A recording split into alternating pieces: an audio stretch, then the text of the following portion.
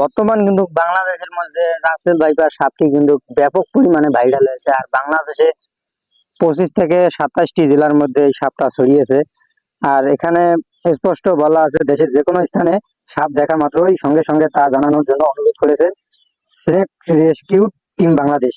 Rescue টিমের সভাপতি মোহাম্মদ রাজু আহমেদ একটি ফেসবুক পোস্টের মাধ্যমে এই অনুরোধ জানিয়েছেন। তিনি বলেন, সাপ মারতে গিয়ে নিজে সাপের কামড়ে শিকার হবেন না। বিনামূল্যে সাপ উদ্ধার করে আপনাকে বিপদমুক্ত করবে স্নেক রেস্কিউ টিম বাংলাদেশ। তো আপনারা এই সাপ দেখলে সরাসরি যোগাযোগ করবেন। আমি যে নাম্বারগুলো স্ক্রিনে দিয়ে দিতেছি এই নাম্বারগুলো যোগাযোগ করবেন। আর নিজে সেফ থাকুন। আর সাপ বিনামূল্যে আপনাদের বাড়ি থেকে নিয়ে যাবে। তো যেহেতু এই সাপটি বাংলাদেশে ব্যাপক পরিমাণে ভাইরাল হয়েছে, অনেক জেলার মধ্যেও আছে, জানি না আপনাদের বাড়ির আশেপাশেও থাকতে পারে। তো যারা ভিডিওটি দেখতেছেন তারা আমার ভিডিওটি শেয়ার করে দেবেন, যাতে সবাই